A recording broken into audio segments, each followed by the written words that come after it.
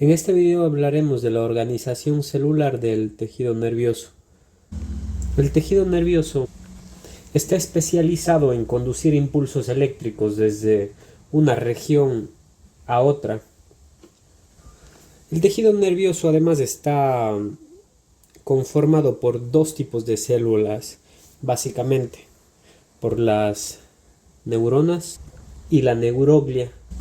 Las neuronas son las encargadas de enviar todos los impulsos eléctricos a lo largo de las membranas que la conforman, y es a través de esta capacidad de las células nerviosas de transportar los impulsos eléctricos o potenciales de acción que el sistema nervioso cumple todas sus funciones. Las neuronas tienen 4 partes fundamentales. Vamos a empezar a describirlas. Y para esto vamos a empezar dibujando las dendritas. Las dendritas son prolongaciones finas que salen de la neurona y que se ramifican en varias porciones. Al final de las dendritas existe un sitio que se llama espina dendrítica, que he dibujado aquí con estos puntos rojos, pero en realidad son solo prolongaciones muy delgadas de las mismas dendritas, pero solo por motivos de aprendizaje. Vamos a ubicar aquí espinas dendríticas. Y esta porción, o más bien todas estas pequeñas ramificaciones, serán las dendritas.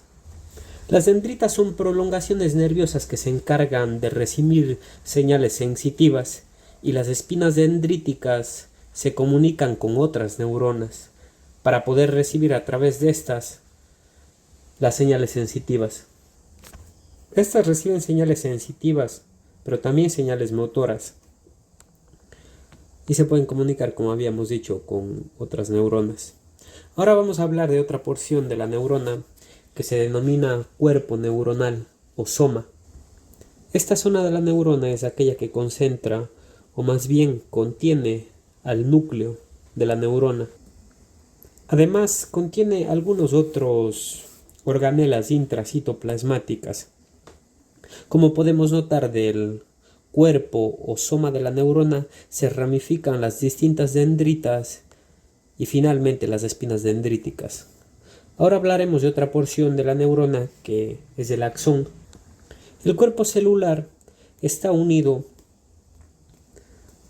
a un axón, o más bien una especie de cono alargado que sale del cuerpo de la neurona. Este cono alargado es el encargado de transportar a través de él los potenciales de acción o los estímulos. También es nombrado como fibra nerviosa, pero el nombre más utilizado o conocido es el de axón. El axón termina también en algunas ramificaciones. A veces también se comunica o termina más bien el axón en una sola y sin ramificaciones. Sin embargo, la mayoría de axones tienen múltiples ramificaciones.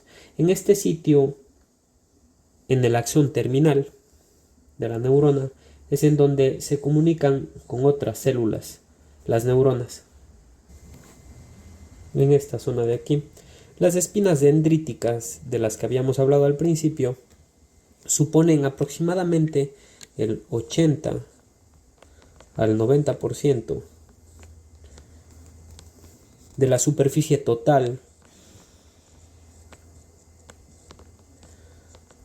de la neurona.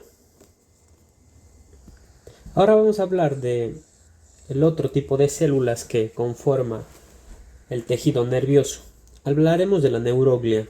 El término neuroglia se refiere, o más bien es un término general que se aplica a varios tipos diferentes de células. La neuroglia no es solo un tipo de célula, sino son varios tipos de células. La neuroglia tiene varias funciones, entre ellas brindar soporte al tejido nervioso, regular la composición del líquido intersticial del tejido nervioso, además de aportar nutrientes al tejido nervioso. Las células de la neuroglia, o también llamadas células gliales, tienen una cifra aproximada de 100.000 millones de células, esta cifra aproximadamente supera 5 veces al número de neuronas que existen en el sistema nervioso. La neuroglia también son células mucho más pequeñas que las neuronas, y a diferencia de estas últimas, estas tienen también la capacidad de dividirse. Al ser varios más bien los tipos de células de la neuroglia, vamos a describirlas una por una en videos posteriores, al igual que en mucha más profundidad a las neuronas.